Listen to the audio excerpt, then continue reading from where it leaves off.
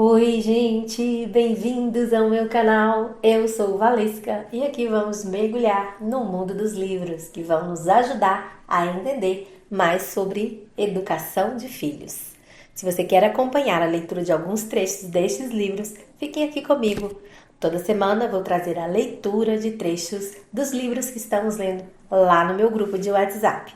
Vou deixar o link na descrição do vídeo caso queira receber todos os dias áudios, PDFs, atividades e ofertas que disponibilizo lá. Você será muito bem-vindo. Já se inscreve, deixe seu like, seu comentário, compartilhe esse vídeo, ativa o sininho e vem comigo.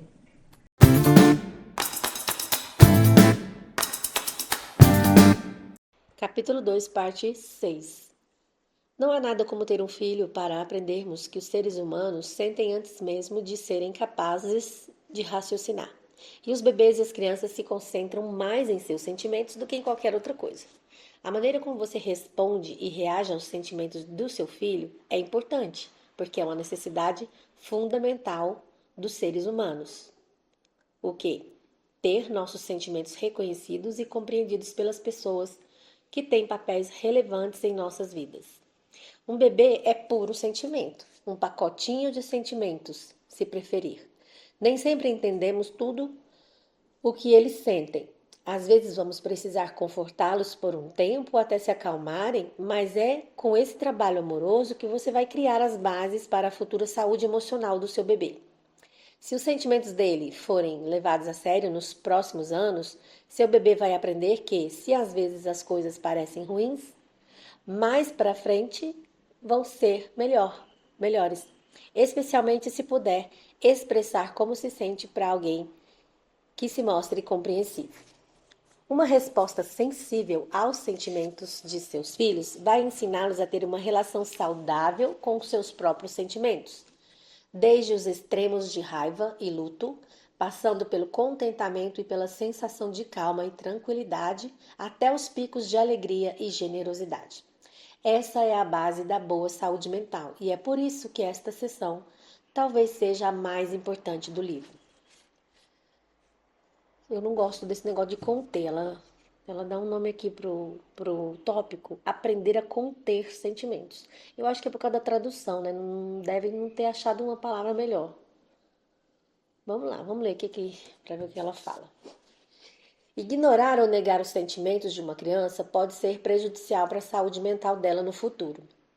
Sei que você, como mãe e pai, pode não se dar conta de que está fazendo isso, ou talvez adote essa atitude por achar que é o melhor a se fazer.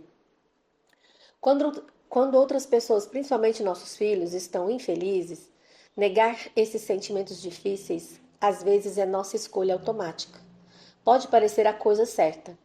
Pode parecer bom tentar depreciar, aconselhar, distrair ou até mesmo repreender esse tipo de manifestação. Não queremos que as pessoas que amamos sejam infelizes, e uma postura de aceitação em relação à infelicidade ou à raiva podem parecer perigosa e incômoda para nós. Pode dar até a impressão de que estamos estimulando esses sentimentos de alguma forma. Mas não é porque os sentimentos são desaprovados que eles desaparecem.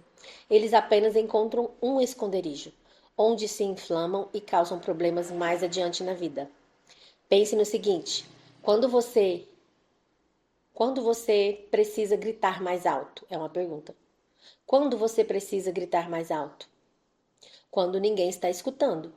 Os sentimentos precisam ser escutados.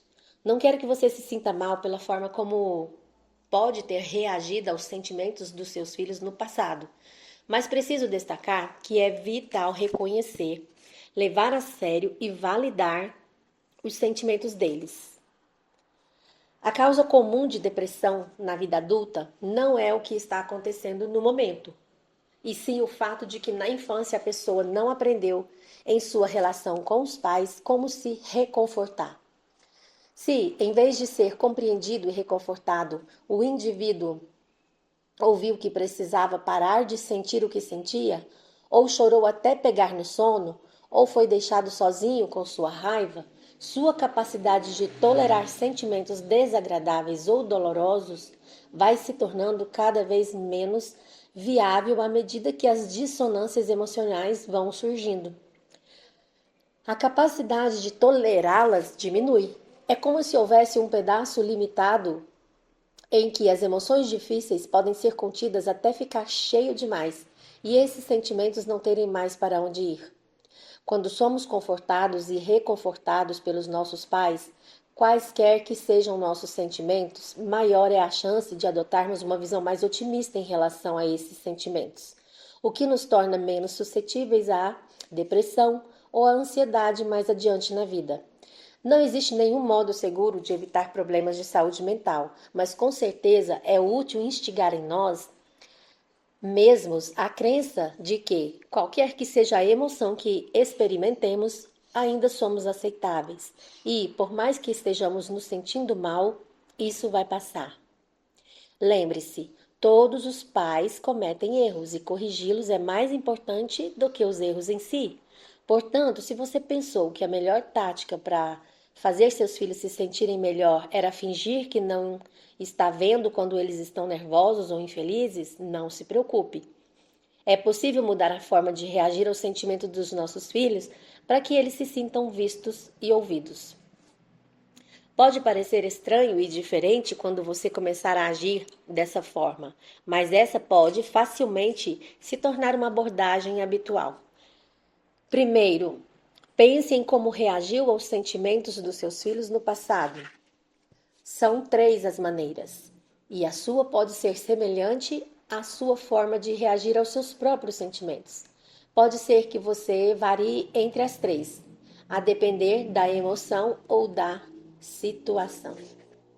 Aqui então são 3 formas, deixa eu ver, dá para ler. Vamos lá, então a primeira, né, repressão. Se você é uma pessoa repressora, sua inclinação natural é afastar sentimentos intensos e dizer, psiu, né, mandando calar. Quando é confrontado com esses sentimentos, ou não exagere, não é nada demais, ou ainda, crie coragem, pare de manha. Se menosprezar os sentimentos dos seus filhos como uma coisa pouco importante, eles se mostrarão menos propensos a compartilhá-los, independentemente da importância atribuída por você. A dramatização. No extremo oposto, você pode sentir tanto pela criança que tem uma reação de histeria e chorar junto, como se a dor fosse tão sua quanto dela. Esse é um erro bem fácil de cometer. Por exemplo, nos primeiros dias em que você deixa um filho na creche, antes de os dois se acostumarem com a nova rotina. Tomando para si sentimentos dos seus filhos dessa forma, também diminui as chances de que eles os compartilhem com você. A criança pode achar que você não tem estrutura para suportá-los ou se sentir invadida por essa apropriação de sentimento. Terceira forma, né? Contenção. Conter seus sentimentos significa que você sabe como reconhecê-los e validá-los. Se conseguir fazer isso por você, vai parecer uma coisa natural a fazer por seus filhos também. É possível levar um sentimento a sério sem dramatizar e manter uma postura contida e otimista. Você pode dizer: "Ah, meu bem, você está triste. Quer um abraço? Vem aqui então. Pronto, vou abraçar você até você se sentir melhor." Se souber que será vista e reconfortada sem ser julgada, a criança se tornará mais propensa a compartilhar com você o que está acontecendo. É disso que uma criança precisa. Pais que a ajudem a conter suas emoções.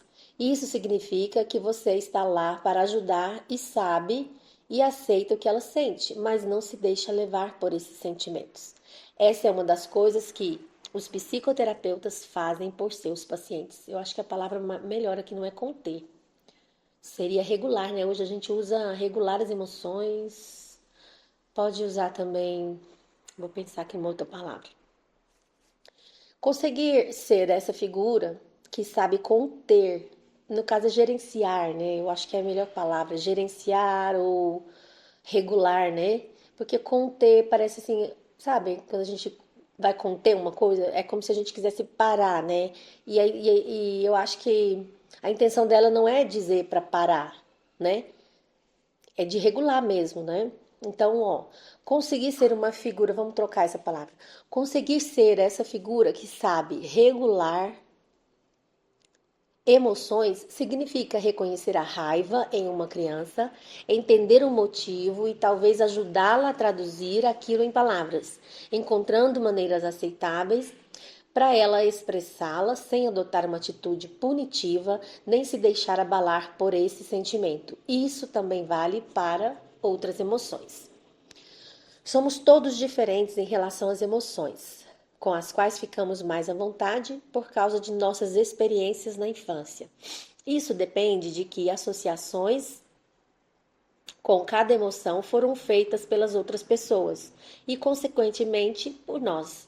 Quando éramos crianças, se você cresceu em uma família cujo contato costuma acontecer por meio de conflitos, pode ter se habituado a vozes exaltadas ou até gritos. Pode até conseguir associar essas coisas a amor. Se por outro lado você veio de uma família que evita qualquer tipo de confronto, talvez se incomode profundamente com conflitos. Se você se sentia manipulado quando era criança, pode desconfiar ou se sentir desconfortável com afeto e amor porque pensa que pode ser uma armadilha. Muito, muito verdade isso, né? Aqui tem um exercício, é pequenininho, é curtinho, vou gravar nesse áudio aqui mesmo. Ou não. Eu acho que eu vou gravar os exercícios separados, que fica mais fácil depois para voltar, né, no exercício. Então é isso. Daqui a pouco exercício, capítulo 2, página 66. Você se sente à vontade com suas emoções? Este exercício é uma boa forma de começar a observar suas reações aos sentimentos, tanto os seus como os de seus filhos. Um de cada vez. Pense em medo, amor, raiva, entusiasmo, culpa, tristeza e alegria. Com quais sentimentos você se sente mais confortável? Quais fazem você se sentir menos à vontade? E como lida quando eles são dirigidos a você ou quando os vê nos outros? Precisamos das emoções, mesmo as mais inconvenientes. Pense nas inconvenientes como luzes de alerta em um painel. Sua reação à luz de alerta da gasolina acabando não deve ser remover a lâmpada para que ela não acenda mais, e sim dar ao carro aquilo que ele precisa para funcionar melhor. E isso também vale para os sentimentos. Acima de tudo, devemos tentar não nos distrair deles, tampouco abafá-los, mas sim lhe dar atenção e usá-los para entender do que precisamos, para saber o que queremos e, se for o caso, correr atrás disso. Então, era isso o exercício de hoje. Pratiquem, transformem aí todo esse conhecimento em sabedoria. A gente se vê. Capítulo 2, parte 7. A importância de validar os sentimentos. Nossos sentimentos têm papel em tudo que fazemos e em todas as decisões que tomamos. A maneira como lidamos com nossos sentimentos influencia como nossos filhos aprendem a lidar com os deles. Os sentimentos e instintos são intimamente ligados e, se negarmos como uma criança se sente, corremos o risco de abafar seus instintos. E os instintos de uma criança a deixam mais segura. Por exemplo, no excelente livro Como Falar para Seu Filho Ouvir e Ouvir para Seu Filho Falar, da autora Adele Faber e Elaine Maslich, as autoras contam a história de uma criança que vai com os amigos até uma piscina do bairro, mas volta para casa pouco tempo depois. E a mãe pergunta: por que você voltou tão cedo e sozinha? A filha explica que tinha um menino mais velho na piscina que queria fingir que era um cachorro e lamber os pés dos outros. Os amigos acharam engraçado, mas ela achou nojento. Acredito que seja muito provável que os amigos dela tinham sido treinados a não reagir a certas coisas de tanto que seus pais falaram. Não seja bobo, não faça um escândalo, em vez de serem estimulados a levar os próprios sentimentos a sério. Se de fato foi esse o caso, isso compromete a segurança deles. É muito fácil ignorar os medos de uma criança sobre, por exemplo, experimentar uma comida nova. Mas se dissermos para ela não ser boba em vez de escutar, corremos o risco de fazê-la pensar que seus sentimentos são bobagens. o que não é verdade de forma alguma. Minha nossa, você deve estar pensando, já é difícil dar conta de todas as coisas que preciso fazer para manter meus filhos seguros, alimentados e limpos. Agora, como se isso não bastasse, preciso sentir o que eles sentem também? Por mais que eu odeie dicas e estratégias, se existe uma que vale a pena, é a seguinte: não crie uma batalha em torno do que uma criança está sentindo. Um filho de 8 anos pode dizer: não quero ir à escola. Responder vai e pronto é algo que pode sair facilmente da nossa boca quando estamos com pressa e temos nossas próprias preocupações. Mas dizer: você está odiando mesmo a escola agora, hein? É mais fácil para a criança escutar. Isso abre espaço para o diálogo em vez de fechar.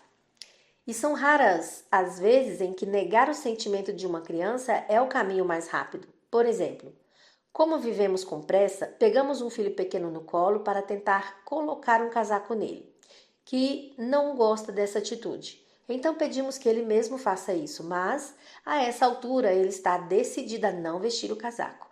Então, veja só, teria sido mais fácil agir de forma respeitosa e reconhecer os sentimentos dele primeiro.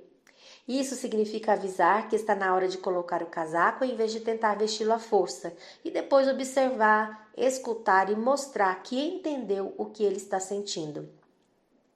Se ele se recusar a colocar o casaco, você pode dizer: você odeia ficar com muito calor, por isso não quer colocar o casaco, certo?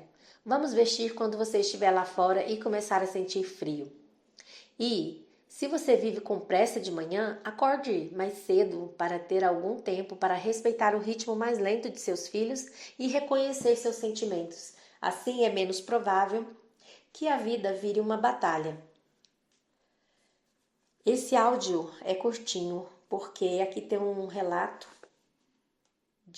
deve ser uma paciente dela, né?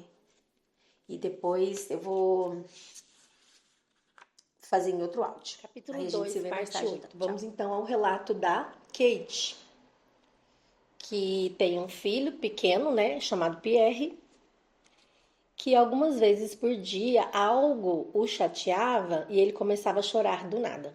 Então ela diz: muitas vezes era uma coisa que para mim parecia insignificante, como o fato de estar chovendo ou ele ter sofrido um tombo, ou eu ter falado que ele não podia nadar com os pinguins. Eu tentava ser compreensiva porque sabia que o que para mim era pequeno poderia ser uma catástrofe para ele. Mas quando ele fez 4 anos e isso continuou acontecendo, comecei a pensar que Pierre nunca desenvolveria resistência. Comecei a pensar que talvez eu estivesse sendo permissiva demais e que talvez devesse começar a falar para ele parar de fazer escândalo por bobagem. O que me impediu de fazer isso foi lembrar como me sentia mal quando os meus pais me falavam para parar de ser boba ou que eu precisava crescer. Agora Pierre tem 6 anos e percebo que muitas vezes passamos dias e dias sem nenhuma lágrima. Agora ele sabe lidar com as coisas que antes teriam feito com que soltasse um mar de lágrimas. Ele diz: deixa pra lá, mamãe, vamos dar um jeito nisso. Ou me dá um abraço enquanto meu joelho dói. Vai sarar na hora. A mudança aconteceu de maneira gradual e imperceptível. Fico muito feliz por ter continuado aceitando seus sentimentos e oferecendo conforto. Embora possa ter lhe parecido o caminho mais demorado na época, Kate, na verdade, optou pelo método mais rápido. Quando falamos para nossos filhos não se sentirem mal, estamos dando 2 motivos para eles chorarem: a coisa que os entristeceu originalmente e o fato de ter irritado os pais. Siga a filosofia de acalmar as lágrimas compartilhando esse momento com eles, em vez de tentar eliminar os motivos.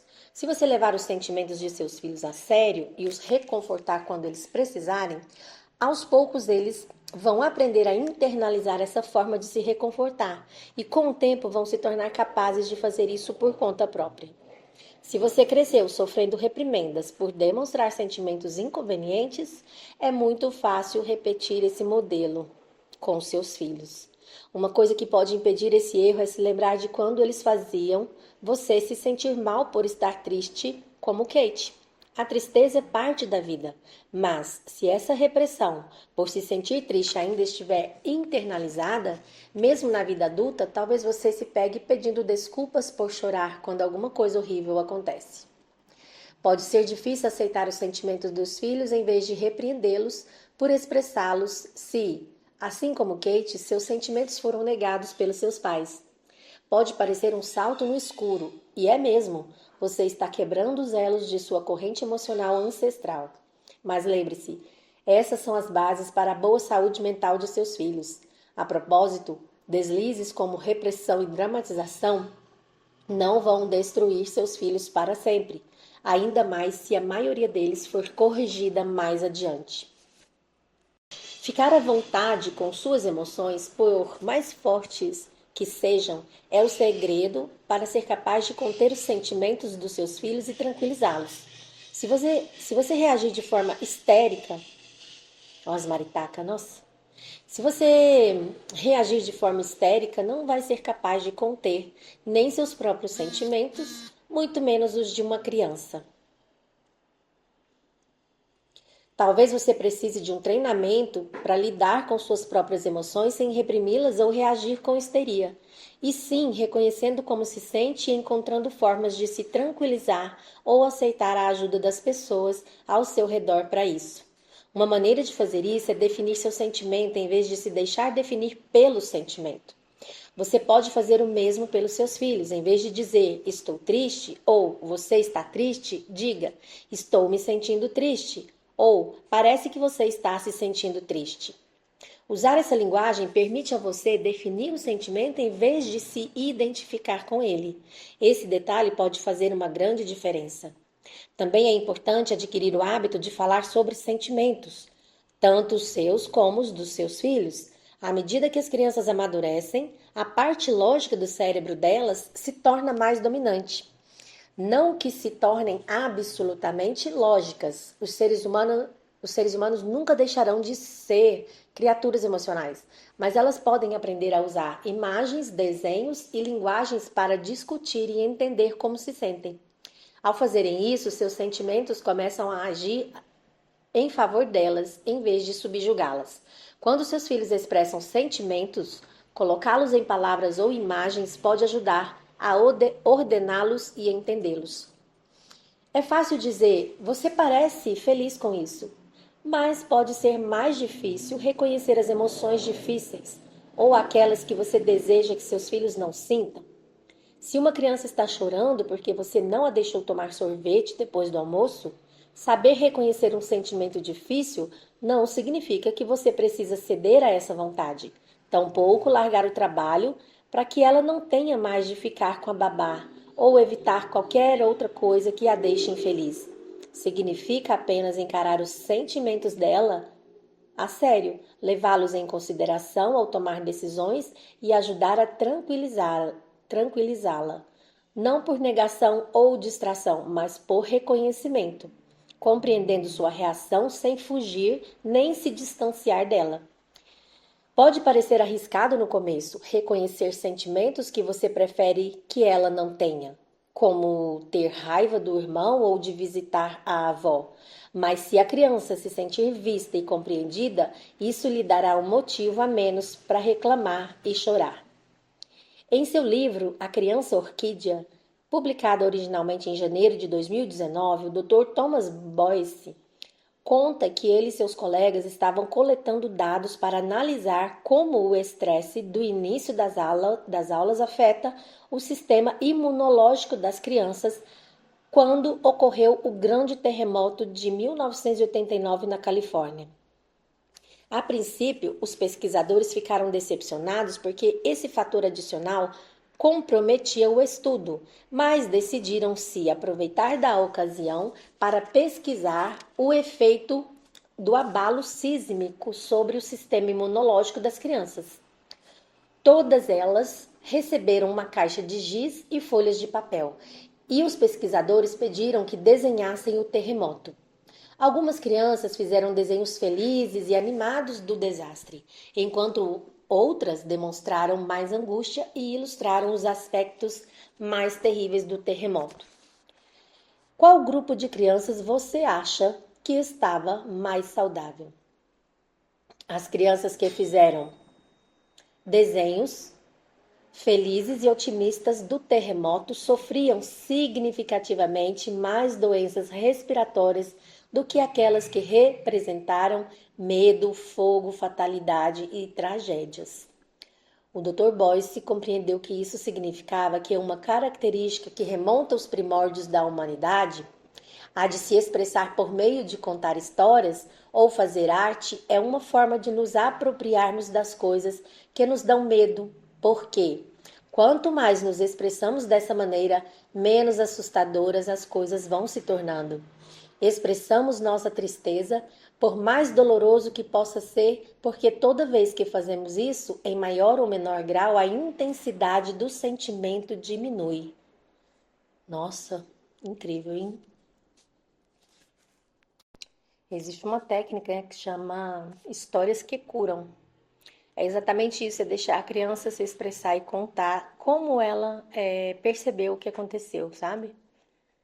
Isso é muito interessante, mas eu não sabia desse estudo.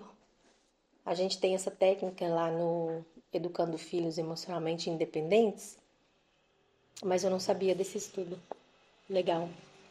No livro, o Dr. Boyce explica que algumas crianças são ultrassensíveis e o ambiente causa um grande impacto sobre elas. Essas são as que ele chama de orquídeas. As que são naturalmente mais resistentes, ele chama de dente de leão. Não há como saber se um bebê é um dente de leão ou uma orquídea, mas os dentes de leão também se beneficiam de ter seus sentimentos escutados. É fundamental que os pais sejam sensíveis aos sentimentos de uma orquídea e todos nós, dente de leão ou orquídeas, nos beneficiamos por ter nossos sentimentos reconhecidos, validados e compreendidos, ainda que nas mesmas circunstâncias tivéssemos uma reação diferente. O estudo de caso a seguir é sobre uma criança orquídea chamada Lucas, cujos pais, como ocorre na maioria das famílias hoje precisavam trabalhar fora. Atualmente, são poucas as famílias que têm o luxo de ter um dos pais sempre disponível para a família e pode ser frustrante ficar em casa se isso não combinar com seu temperamento. Criança nenhuma quer ter pais infelizes e martirizados, portanto, meu argumento não é que um dos pais deve ficar em casa. O que defendo é permitir que os filhos tenham seus próprios sentimentos sobre o mundo e as questões familiares que os cercam, e não que desenvolvam uma atitude de negação a respeito. A criança terá mais capacidade de ser feliz se puder experimentar todo e qualquer sentimento, e não apenas os mais convenientes.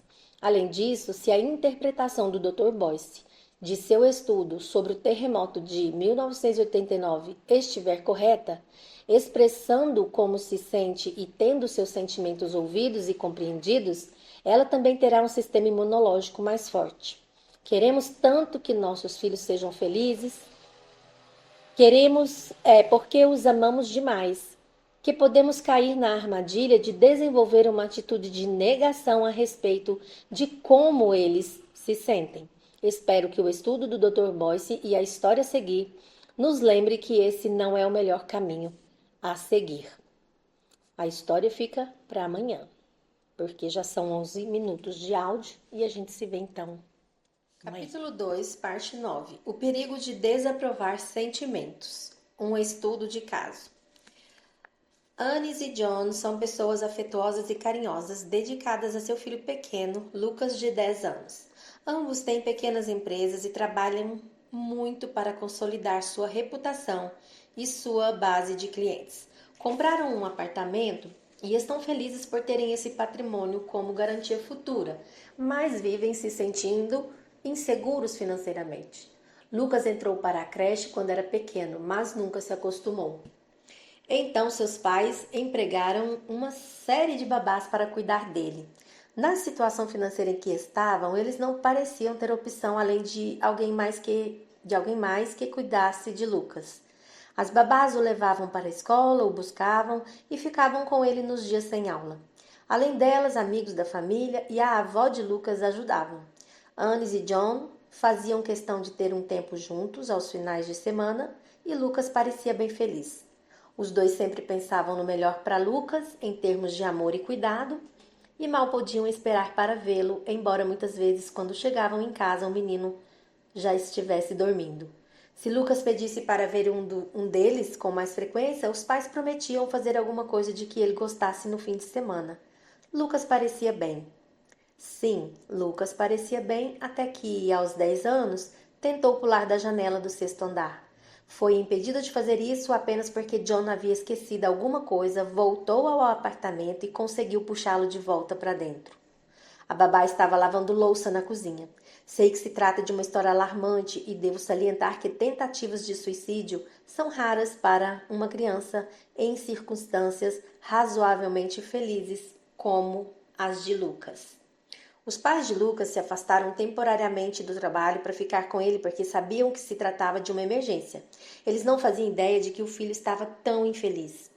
Eu acho, John me disse, que só víamos o que queríamos ver. John também estava inseguro sobre usar os medicamentos antidepressivos que seu médico de família sugeriu. Seus instintos lhe diziam que havia um problema e anestesiar os sentimentos do filho com remédios não parecia certo. Ele decidiu levar Lucas a um terapeuta. Às vezes Lucas ia às consultas sozinho, às vezes com a mãe ou com o pai. Lucas contou na terapia sobre as férias em que era levado das casas de amigos para a casa da avó e depois de volta para a casa com uma babá. Ele se sentia um peso para a família porque ouvia seus pais ao telefone organizando esquemas para cuidar dele, e isso parecia muito difícil para os dois. Em certo nível, o menino sabia que seus pais o amavam, porque eles falavam isso, mas era difícil se sentir amado. Às vezes ele disse, eu me sinto como um passa-anel. Ele também disse em terapia que quando se apegava a uma babá, ela partia e era substituída por outra. Depois se sentiu mal porque começou a se esquecer de algumas, por mais que tivesse gostado delas. Isso o fazia pensar que elas deviam ter se esquecido dele também. Ele não conseguia se lembrar de quando começou a se sentir triste. Nem sequer entendia que aquilo era tristeza. Quando havia tentado contar para Annis e John sobre como estava se sentindo, seus pais consideraram a conversa difícil demais, então tentaram distraí-lo ou animá-lo, ou simplesmente o contradisseram. Como pais, queremos mais do que tudo que nossos filhos sejam felizes. Quando não estão, queremos convencê-los e a nós mesmos de que estão, sim. Isso pode nos trazer um alívio no curto prazo, porém, faz nossos filhos se sentirem solitários por não serem vistos nem ouvidos. Aqui é o pai falando agora. John. Antes, se Lucas dissesse ou demonstrasse que não estava feliz, eu dizia algo como: não fique triste, vamos ao zoológico no sábado. Ou, vou comprar um videogame novo para você. Trabalhando esse assunto com o terapeuta, descobrimos que ele via isso como uma bronca. Eu queria dizer, não era uma bronca, mas o terapeuta me interrompia delicadamente e me pedia para validar o que Lucas estava dizendo. Para mim, se reconhecesse para Lucas que, por exemplo, eu não estar lá quando ele voltava da escola o deixava triste, eu o deixaria mais triste. Isso era difícil, mas como nós tivemos um grito de alerta tão gigantesco, precisávamos mesmo mudar. Então fizemos o que o terapeuta sugeriu. Quando Lucas disse que se sentia triste, aprendi a perguntar o que ele estava sentindo ou onde sentia aquilo, ou se sabia o motivo. Quando aceitávamos seus sentimentos, ele se sentia mais ouvido do que rechaçado, e, para minha surpresa, isso o fazia se sentir melhor. Também aprendemos que não basta falar para Lucas que o amamos, precisamos mostrar que ele é nossa prioridade. E ele é. É por isso que trabalhamos tanto. Precisamos mostrar para ele que o amamos realmente, marcando presença, não apenas dizendo boa noite por Skype ou levando-o para um passeio aos fins de semana. Peguei um empréstimo para poder passar um mês em casa com o Lucas. Passeamos, vimos desenhos, fomos à terapia. Lucas não falava muito, mas quando falava, eu escutava. O terapeuta me ensinou a escutar sem me sentir obrigada a resolver nada e tentei colocar isso em prática naquele mês. Lucas está de volta à escola agora. Fazemos questão que pelo menos um de nós esteja em casa às 6 da tarde para que ele tenha umas boas 2 horas, sendo a prioridade de um de nós toda noite. Preparamos o jantar juntos ou só assistimos a TV juntos. Gostaria de poder dizer que nunca olho o celular nessas 2 horas, mas tento não olhar. Para Anis, que acho que é a mãe, né, foi muito mais difícil. Ela se sentia muito mal por não ter se dado conta de como Lucas estava e assustada por terem chegado perto de perdê-lo ou de ele se ferir com gravidade. A culpa parental não ajuda nem a nós nem aos nossos filhos. Reconhecer nossos erros e mudar? Sim. Como vou continuar destacando ao longo deste livro, ninguém é perfeito e todos nós cometemos erros.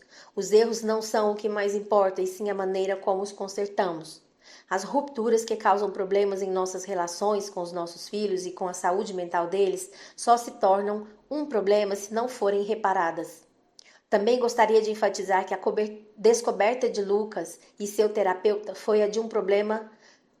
Nossa, me perdi aqui, peraí, vou voltar. Também gostaria de enfatizar que a descoberta de Lucas e seu terapeuta foi a de que o problema não era tanto o fato de que seus pais saíam para trabalhar, mas que ele não tinha com quem compartilhar como se sentia em relação a isso.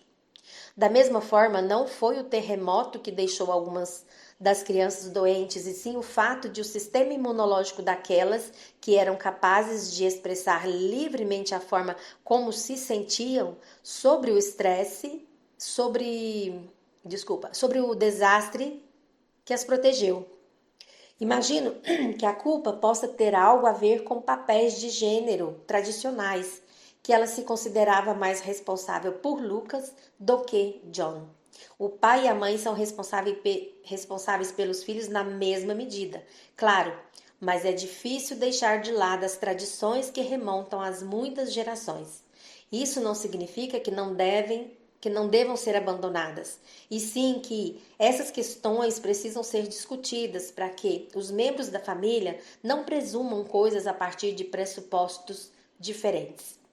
Espero que eles consigam se sentir bem no futuro, porque tanto ela como John se deram conta do que estavam fazendo para contribuir para a maneira como Lucas se sentia e solucionaram o que precisava ser corrigido.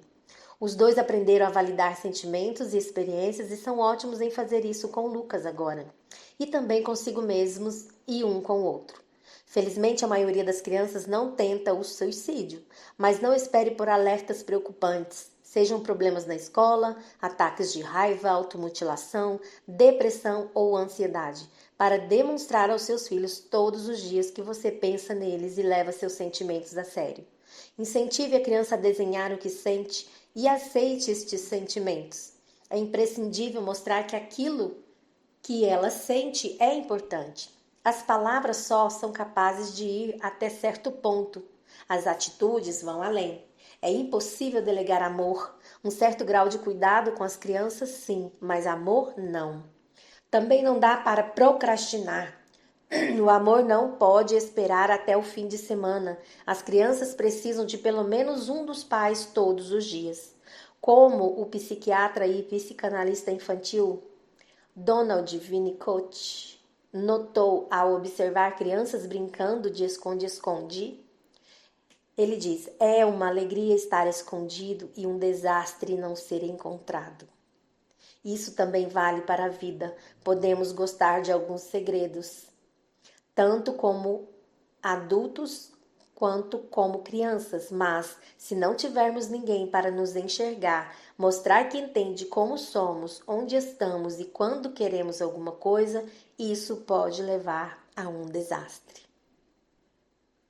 A gente se vê no próximo áudio. Muita coisa aí para refletir, Capítulo 2, parte 10. Ruptura, reparação e sentimentos. Ao pensar sobre sentimentos, lembre-se de ruptura e reparo. Gostaria de poder dizer que nunca gritei com minha filha ou que nunca coloquei meus próprios sentimentos na frente dos dela. Mas claro que já fiz isso, assim como os meus pais antes de mim. Mas a diferença entre como fui criada e como ela foi criada é que meus pais nunca admitiam estar errados e sempre tinham justificativa para tudo.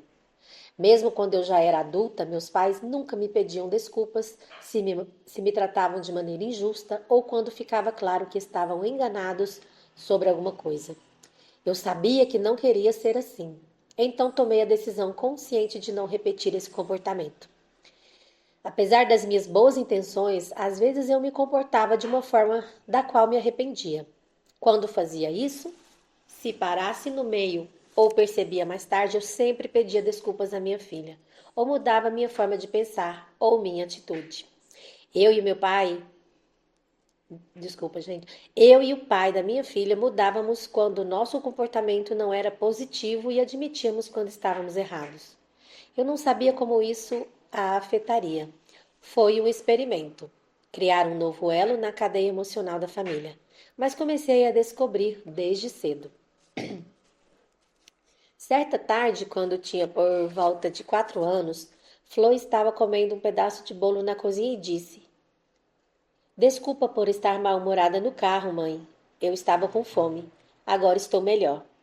Ela estava se desculpando, estava refletindo sobre seu comportamento e tentando reparar uma ruptura percebida. Fiquei muito contente.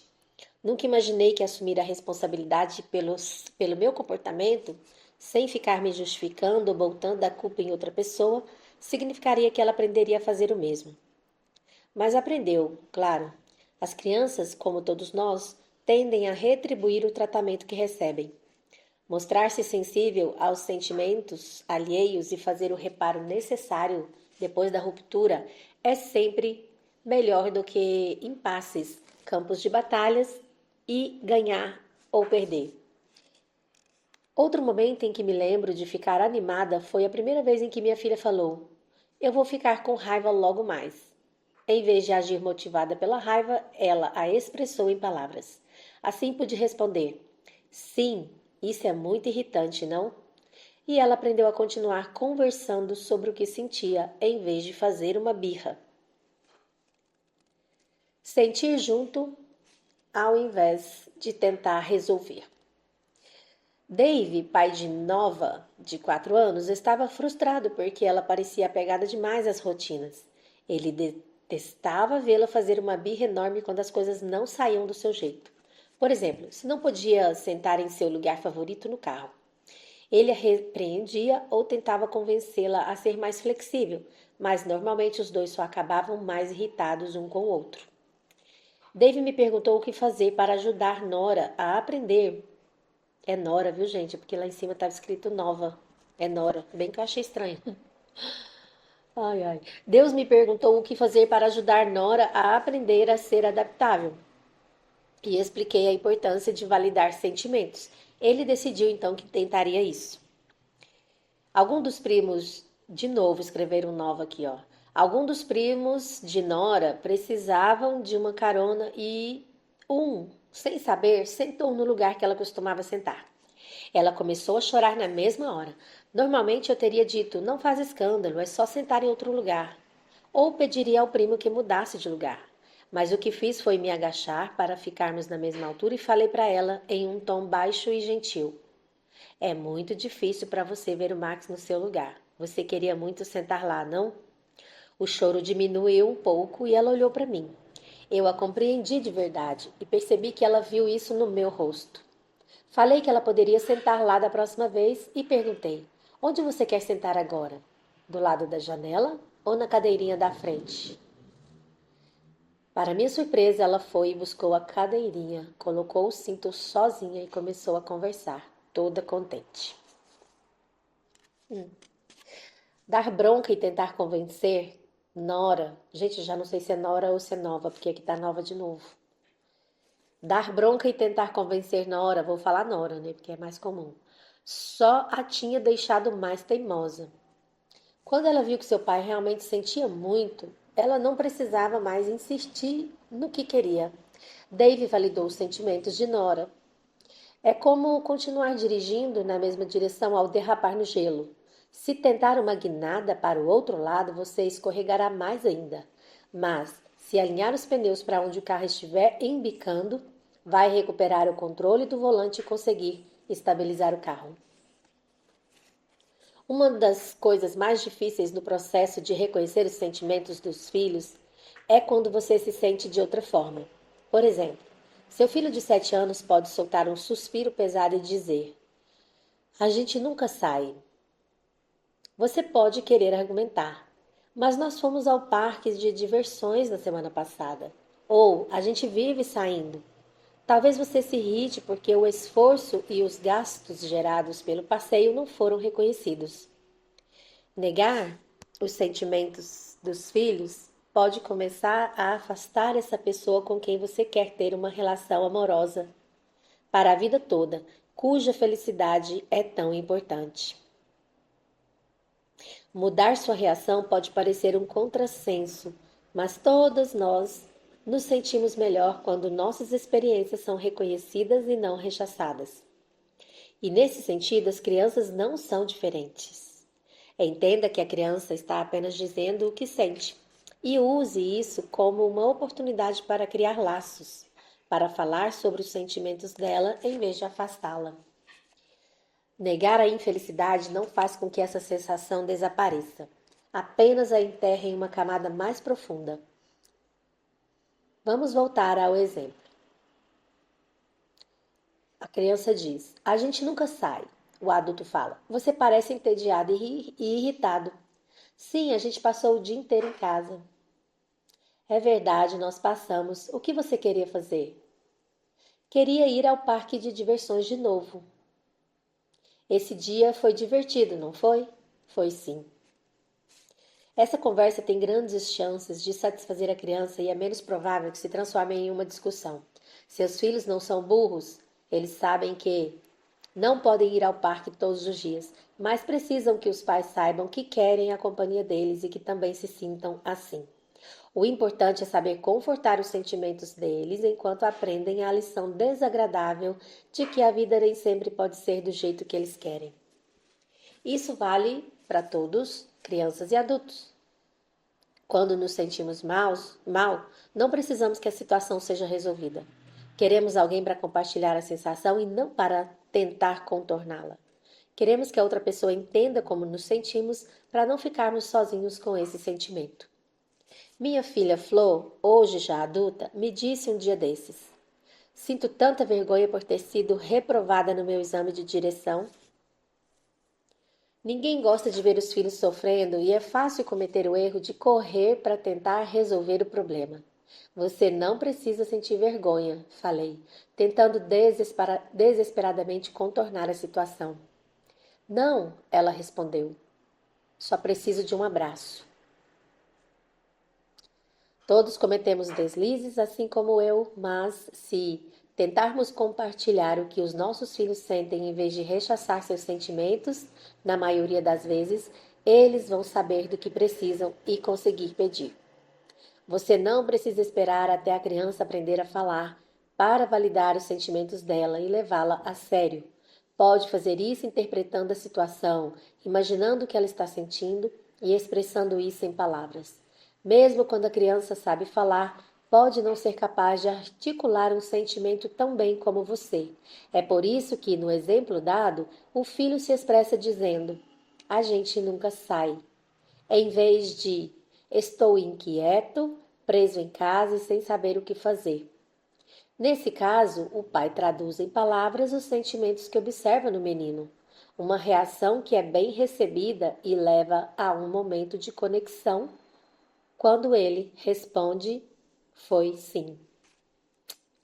Então, para a leitura de hoje era isso. A gente se vê Capítulo 2, parte 11. Monstros embaixo da cama. Quando são muito pequenas, algumas crianças falam de fantasmas ou monstros embaixo da cama. Em vez de prestar atenção na história ou na explicação que elas dão, preste atenção ao sentimento que está sendo expresso. Em vez de descartar automaticamente a ideia de que há monstros embaixo da cama, nomeie o sentimento que os monstros parecem representar. Você parece estar com medo, pode me contar mais? Ou vamos criar uma história sobre esses monstros? Como eles se chamam? Se fizer isso, você pode conseguir vencer os monstros. Faça o que combinar melhor com seu estilo natural. A questão não é tanto as palavras que usamos, e sim ficarmos com nossos filhos até eles se sentirem reconfortados, em vez de tratá-los como bobos. Você não sabe, mas esses monstros podem estar representando a impaciência dos pais na hora de dormir, ou algo complexo que seus filhos não conseguem articular. Mesmo quando é impossível encontrar a origem de cada sentimento, isso não quer dizer que não seja real e que não precise de validação. E fazer seus filhos se sentirem bobos, como um deixa de bobagem, você sabe que monstros não existem, dificilmente vai tranquilizá-los. O importante é manter as linhas de comunicação abertas. Se desdenhar dos seus filhos dizendo que estão sendo bobos, eles aprendem a se fechar não apenas em comunicações bobas, mas também naquelas que você não consideraria bobagens. A distinção entre bobo e não bobo é tão clara para nós que podemos presumir que também seja para uma criança. Mas ninguém consegue evitar sentir o que sente, mesmo se outras pessoas reagirem de outra forma à mesma situação, mesmo se acharem bobagem. Você quer ser uma pessoa com que... Ai, meu Deus. Voltando. Você quer ser uma pessoa com quem seus filhos possam conversar. Se você disser à criança que está sendo boba por reclamar porque a vovó a obrigou a comer um belo ensopado de lentilha, ela talvez sinta que não tem abertura para lhe contar quando o professor de piano esquisitão passar a mão na perna dela. A diferença entre as duas situações é bem clara para nós, mas para uma criança ambas são arquivadas na mesma categoria de coisa nojenta. E se algumas coisas nojentas forem tratadas como irrelevantes por você, é provável que seus filhos sintam que é melhor evitar a humilhação e não compartilhar mais nada. Você pode achar que se trata de um exemplo extremo, porque o ensopado da vovó e um professor de piano passando a mão na perna de uma criança são coisas muito diferentes. Mas seus filhos não estão no mundo há tanto tempo quanto você. Não têm a mesma experiência, as mesmas informações e ainda não compreendem a sexualidade. A criança pode ainda não ter aprendido que ser tocada de maneira inapropriada é pior do que ser obrigada a comer um prato de que não gosta. Para ela, as duas coisas são uma agressão aos seus sentidos. Falar para um filho que ele está sendo bobo por alguma coisa vai cortar a comunicação entre vocês, e isso pode ser muito perigoso. Acho que eu vou ficar por aqui, porque o próximo tópico é bem longo, senão vai ficar um audião. Já tá bom pra gente refletir aí, né? Ok? Capítulo 2, parte 11. A importância de aceitar todos os humores. Se eu te perguntar o que você deseja para seus filhos, é provável que você responda: quero que eles sejam felizes. Não é ruim querer que os filhos sejam felizes, mas será que não investimos demais na ideia de felicidade? Na imagem perfeita da família perfeita, se divertindo na grama, fazendo um piquenique perfeito entre flores silvestres? A felicidade, como todos os sentimentos, ela vem e vai. Inclusive, se você sentisse só felicidade o tempo todo, dificilmente saberia, já que não teria outros estados emocionais com os quais compará-la. E para uma criança ser feliz é necessário que os pais aceitem todos os seus humores e todos os aspectos de como ela vivencia seu mundo. Não vai ser um piquenique na maior parte do tempo. Não dá para ser feliz com reprimendas ou mesmo distrações. Quanto mais você aceita e ama seus filhos, qualquer que seja a vivência deles, é como se sentem a respeito. Desculpa, gente, deixa eu ler de novo. Quanto mais você aceita e ama seus filhos, qualquer que seja a vivência deles e como se sentem a respeito, maior capacidade para a felicidade eles terão. Isso vale para você e também para seus filhos. Precisamos aceitar a nós mesmos e todos os nossos humores também. Lembro de quando um amigo dos meus pais me perguntou, quando eu tinha 12 anos, se estava tendo uma infância feliz. Falei para ele, não muito. Não me sinto exatamente feliz na maior parte do tempo. Meu pai escutou isso e se virou para me censurar irritado. Que bobagem, menina, ele disse. Você tem uma infância paradisíaca, uma infância muito feliz. Que absurdo isso que você está falando. E como ele era um pai, meu amado pai, ainda que assustador, achei que devia ter me enganado. Eu me senti confusa, insegura em relação aos meus próprios sentimentos. Os pais tendem a pressupor que aquilo que pensam que os faria felizes também vale para os filhos, mas não é bem assim, como você já deve ter descoberto. Talvez você se sinta um fracasso se seus filhos parecerem infelizes e, em vez de admitir esse sentimento tão incômodo, pode tê-los repreendido para que se sentissem felizes assim como meu pai.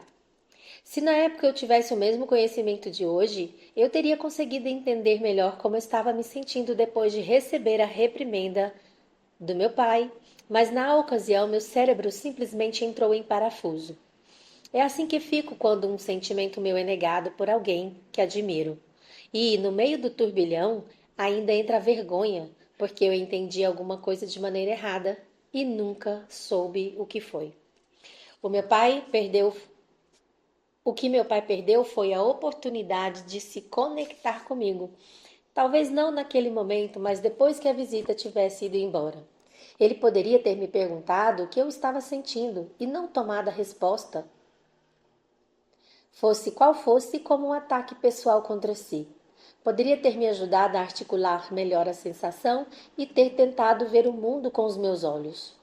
Não estou dizendo que ele tinha de mudar sua visão de mundo, mas poderia ter tentado entender que o meu ponto de vista também era uma maneira válida de enxergar as coisas e a mim mesma.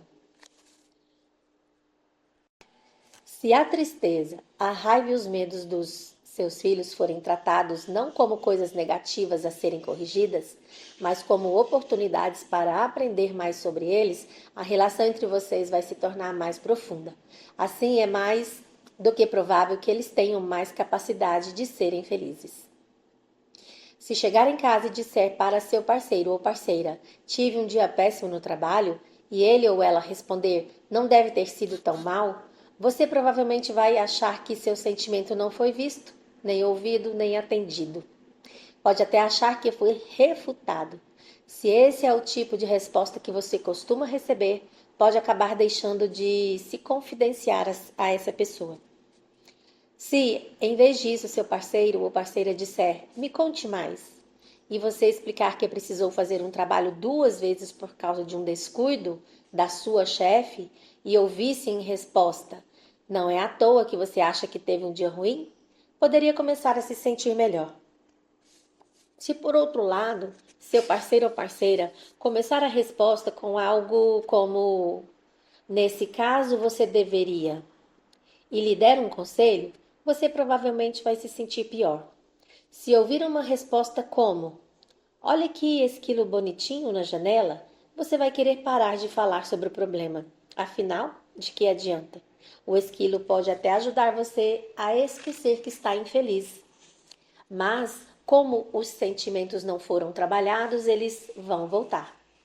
Lembre-se disto, quando um filho, seja um bebê, uma criança ou um adulto, ou mesmo um companheiro ou uma companheira, lhe confidenciar um sentimento doloroso, embora possa parecer que reconhecer esse sentimento vai piorá-lo, você na verdade vai estar ajudando a pessoa a trabalhar essas emoções e, portanto, a ajudará a se sentir melhor. Pode ser bem fácil quanto demonstrar empatia pelos seus filhos depois de um dia ruim na escola. Mas e se você realmente não gostar do que a criança está dizendo? Por exemplo, não gostei da bebê, quero que você leve minha irmã de volta para o hospital. Nesse caso, é ainda mais importante escutar, tentar entender e validar o sentimento. Diga, você está sentindo muita falta de passar um tempo só comigo ultimamente, por isso quer que a bebê vá embora. Ou, não é justo que todas as visitas fiquem babando na bebezinha e não prestem muita atenção em você. Ou até, como você se sente agora que é um irmão mais velho? Aceite a resposta, qualquer que seja. Não adianta falar para a criança que, na verdade, ela ama os irmãos. Ela sabe como se sente e precisa de um ouvinte que saiba, não, aqui está com ter, né? Mas eu diria gerenciar, né? Ou, como eu disse aquele dia, gerir, né? Esses sentimentos, regular esses sentimentos. Então, aqui a gente termina esse tópico. Até amanhã. Capítulo 2, parte 13. A obrigação de ser feliz. O psicanalista Adam Phillips disse que a exigência de felicidade estraga a nossa vida. Toda existência envolve dor e prazer, e se tentarmos expulsar e abafar a dor com prazer, ou então anestesiá-la ou criar uma distração para nós ou outra pessoa para que o sofrimento seja esquecido, não aprenderemos a aceitar e modificar os sentimentos negativos. As pessoas costumam ter objetivos na vida e supõem que atingir esses objetivos vai torná-las felizes. Às vezes pode ser, mas com frequência, nossas suposições do que representa uma vida satisfatória estão erradas. Podemos nos deixar enganar de forma inconsciente por retratos de pessoas atraentes rindo e sorrindo em meio a uma arquitetura maravilhosa, carros reluzentes e objetos bonitos, e essas imagens nos condicionam a supor, sem expressar em palavras, que é isso o que queremos. Não existem anúncios publicitários mostrando pessoas comuns lidando com seus demônios, aprendendo a aceitar a dor inevitável e encontrando espontaneidade e alegria dessa forma. Essa é uma verdade que deveria ser universalmente conhecida. Quando tenta bloquear um sentimento negativo, você remove os positivos também. Como o terapeuta Jerry Hyde diz, as emoções não têm um console de mixagem, tem apenas um volume central. Você não pode diminuir a tristeza e a dor e aumentar a felicidade e a alegria. Se diminuir uma, diminui todas. Antes de nossos filhos serem expostos à cultura do prazer pelas coisas, eles têm uma ideia melhor do que é satisfatório: a conexão.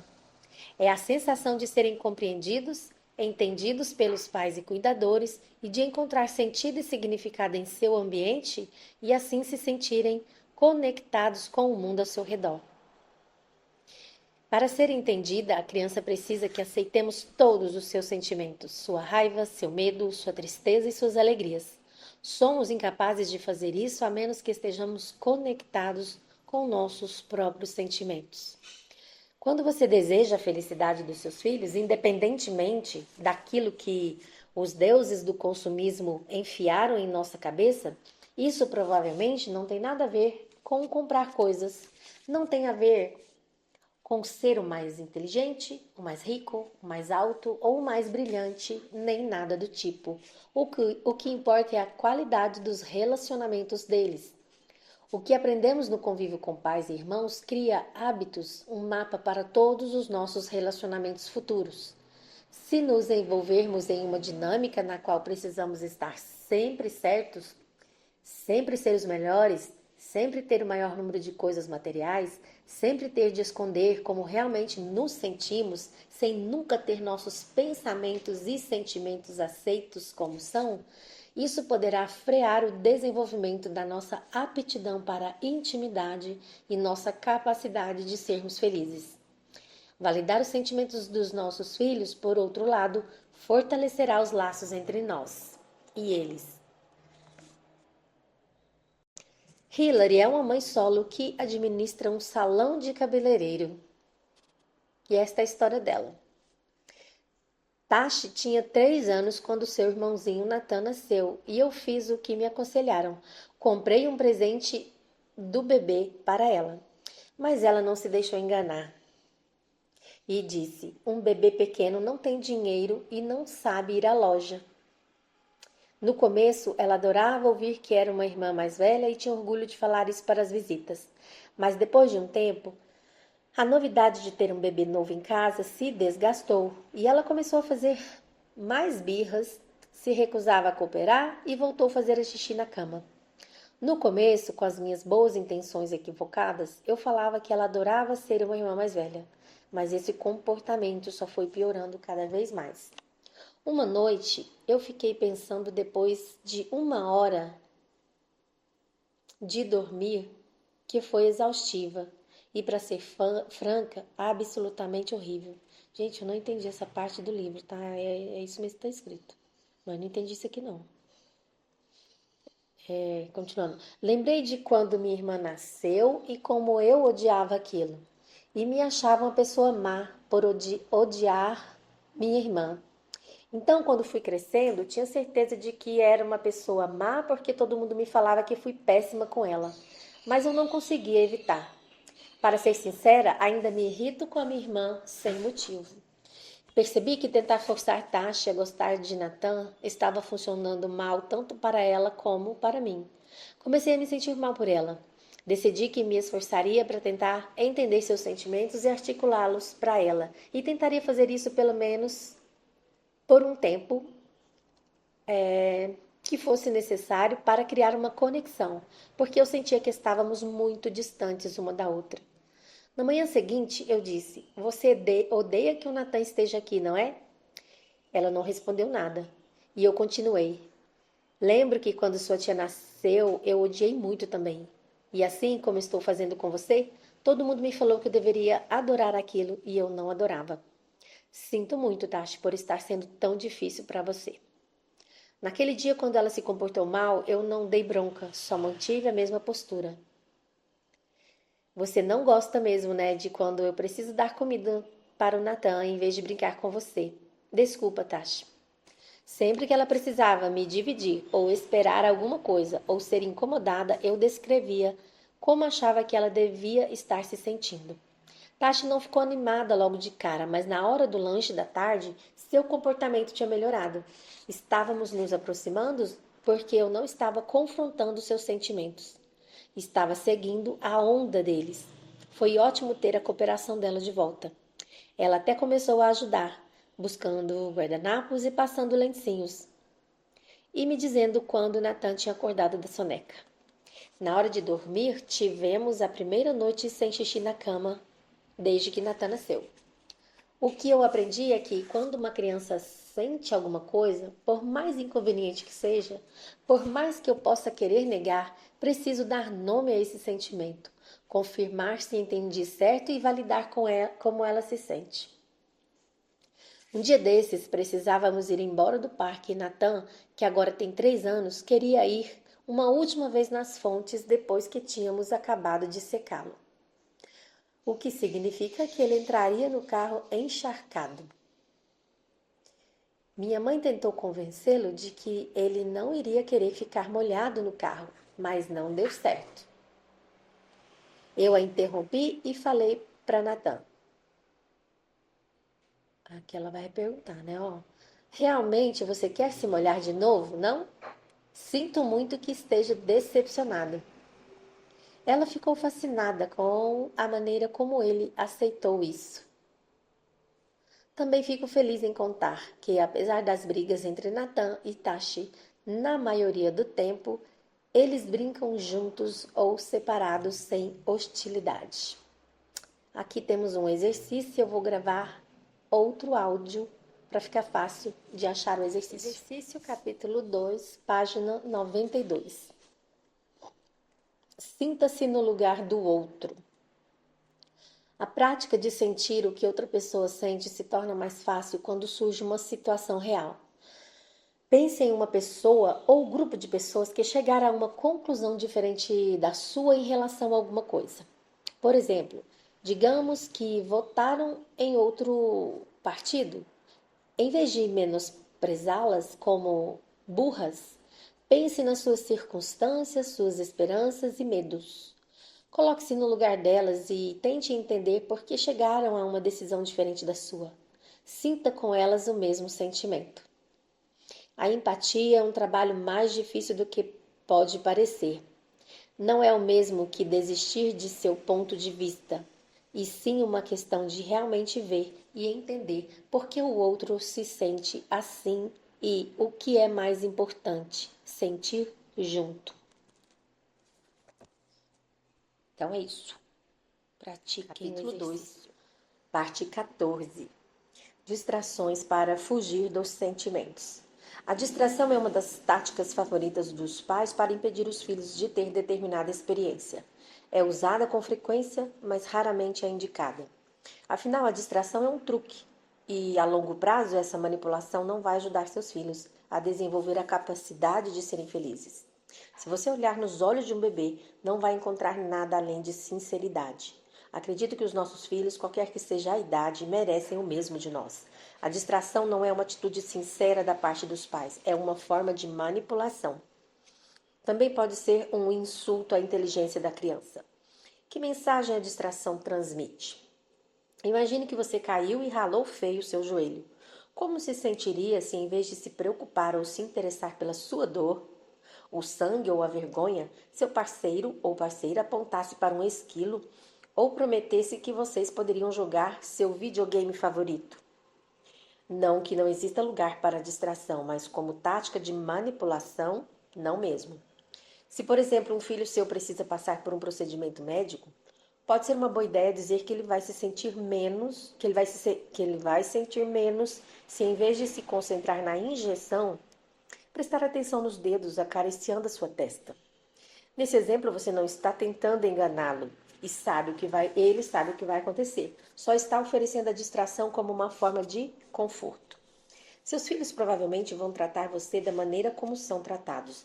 Você não iria gostar se perguntasse sobre o boletim escolar e a criança apontasse para a janela e falasse: "Olha, um esquilo." Também é uma boa ideia falar para as cuidadoras das creches e as babás dos seus filhos que você prefere que os sentimentos deles sejam compreendidos a ser motivo para inventar distrações. Distrair uma criança de um brinquedo que outra está segurando para evitar um conflito não vai ajudá-la a ser compreensiva, muito menos ensiná-la a negociar uma disputa. Não é evitando sentimentos difíceis que aprendemos a lidar com eles. Além disso, se um filho quer algo que você não quer ceder, como a chave do seu carro, ele precisa aprender que não pode ter aquilo e não ser distraído temporariamente com outra coisa. Precisa ouvir que você não vai, de forma alguma, dar a chave para ele brincar, em vez de alguma coisa como: "Ah, olha, pega essa boneca." Em vez de distraí-lo, você pode ajudá-lo a enfrentar essa frustração, dizendo: "Você está bravo, eu entendo, porque eu não deixei você brincar com a chave. Eu estou vendo que você está irritado." E se você mantiver a calma e souber como ter os sentimentos do seu filho, ele vai aprender a entender os próprios sentimentos. Pode parecer um processo mais longo, e é, né? Do que simplesmente distraí-lo com outra coisa além da chave. Mas o tempo dedicado vai ajudá-lo a internalizar essas habilidades. Se você se acostumar a distrair seus filhos do que sentem ou vivenciam, também estará involuntariamente desestimulando-o a aprender a se concentrar. Pense nisso da seguinte forma: se seu filho se machucou, foi magoado ou ouviu um não e você o distrair do que está sentindo, em vez de ajudá-lo a trabalhar esse sentimento, só um minuto, vai retirar o estímulo para concentrar a atenção dele em coisas difíceis. E você não vai querer que seus filhos se distraiam facilmente ao realizar uma tarefa difícil. Mas acredito que o pior de tudo na distração indesejada é que se trata de um obstáculo para uma boa relação aberta e próxima com os filhos. Um dos motivos para querer menosprezar o que uma criança sofre com distrações ou negando seus sentimentos é porque você vê a situação com seus olhos e não com os dela. Por exemplo, se você, como adulto, não pode ir ao trabalho com a sua mãe, isso não é o fim do mundo. Mas para uma criancinha é como se fosse. Podemos também estar nos sentindo culpados por ser a causa dessa angústia e pode ser mais confortável negar isso. Então, o que fazer se um dos pais sai para trabalhar e a criança fica arrasada por isso? Se você é o pai que trabalha fora, saia com confiança. Os filhos terão mais chances de se sentirem seguros se o adulto se mostrar calmo, firme e otimista. É importante não sair escondido, e sim encarar o momento da partida com cuidado e gentileza. Se você entrar em pânico ao sair, a situação pode se tornar dramática demais, e isso não vai ajudar em nada o seu filho. Se ignorar a mágoa, você não vai agir como o espelho de que ela precisa. Reconheça o que a criança sente, ofereça um abraço e fale alguma coisa gentil como: Eu sei que você não quer que eu vá trabalhar, mas eu volto à tardinha. Se você for a pessoa que fica com a criança, precisará compreender seu estado emocional. E isso significa reconhecer o que aconteceu, dizendo, por exemplo, eu sei que você não queria que a mamãe saísse. E eu sei que você está triste. Se formos parar para analisar, é totalmente normal ficarmos tristes quando alguém que amamos vai embora. Você pode explicar quando ela vai voltar. A mamãe vai chegar de tardezinha. Não minta sobre quanto tempo a pessoa vai ficar fora. Caso contrário, a criança vai internalizar uma ideia distorcida de tempo ou simplesmente não acreditar em você da próxima vez. Dê seu apoio à criança e preste atenção e tome cuidado com seu próprio desconforto. Demonstre preocupação, mas sem exagero. Mantenha calma e não deixe a criança chorando sozinha. Não a distraia, não tente fazê-la se calar, nem peça a ela que não sinta o que está sentindo. Depois de um tempo, ela pode encontrar uma atividade ou você mesmo pode sugerir uma, mas não enquanto a criança estiver concentrada no seu sofrimento. Pense em como se sentiria se tivesse sentindo falta de alguém que ama tanto, que é como se não conseguisse viver sem essa pessoa. Mas então vem uma outra e menospreza seus sentimentos sinceros e profundos em vez de os respeitar. Depois que você tiver se expressado, quando conseguir aceitar a situação, vai haver mais abertura para uma sugestão de atividade. Isso é muito diferente de uma pessoa pedir que você olhe para um boneco que faz uma dancinha engraçada no meio de um momento de angústia. Aqui tem um exercício. Ele é bem curtinho, eu vou colocar ele aqui junto desse áudio. Vai ser menos de 40 segundos, eu acho, ó. O exercício pense sobre a distração. Pense nas ocasiões em que você se sentiu mal. De quanto tempo precisou para expressar seus sentimentos, tentar entendê-los e se acostumar com eles antes de conseguir se distrair assistindo a um filme ou lendo um livro? Só porque as coisas que nos deixam chateados e as que entristecem nossos filhos são diferentes, isso não quer dizer que os sentimentos deles sejam menos intensos ou verdadeiros que os nossos. Eu não sei porque isso aqui chama de exercício. Na verdade, é só para pensar em uma ocasião aí que você se sentiu mal e tentar se colocar no lugar do seu filho, né? Continuando a leitura. Um bebê não sabe ser outra coisa além de puro sentimento. Com o tempo, a criança pode aprender a observar os próprios sentimentos como uma forma de contê-los, mas não tem como aprender isso sozinho. Ela precisa de alguém que a aceite e acolha todos os seus sentimentos nessa fase de desenvolvimento. Por causa de nossa grande necessidade de querer que nossos filhos sejam felizes, às vezes os distanciamos da raiva ou da tristeza. No entanto, para uma boa saúde mental, as crianças precisam ter todos os seus sentimentos aceitos e aprender maneiras apropriadas de expressá-los. E isso também vale para nós, adultos. Por isso é importante aceitar nossos próprios sentimentos em vez de negá-los. E é essencial aceitar nossos filhos com todos os sentimentos que possam vir a experimentar. Quando ajudamos uma criança a expressar seus sentimentos com palavras ou desenhos, nós também a ajudamos a processá-los e a encontrar maneiras aceitáveis de comunicar o que sentem. Uau! Acabou. A gente se vê então no próximo áudio. E se você chegou até aqui, de coração, muito obrigada. Isso mostra que você se importa de verdade em oferecer o melhor para os seus filhos. E isso já é um passo gigante na jornada da educação com amor e consciência. Se esse vídeo te ajudou de alguma forma, quero te pedir novamente, deixa o seu like, se inscreve no canal e ativa o sininho, porque aqui tem sempre conteúdo pensado com carinho para apoiar tanto você, mamãe, quanto você, papai. E tem mais um vídeo incrível aqui no canal que está aparecendo na tela agora. É só clicar e continuar essa jornada com a gente.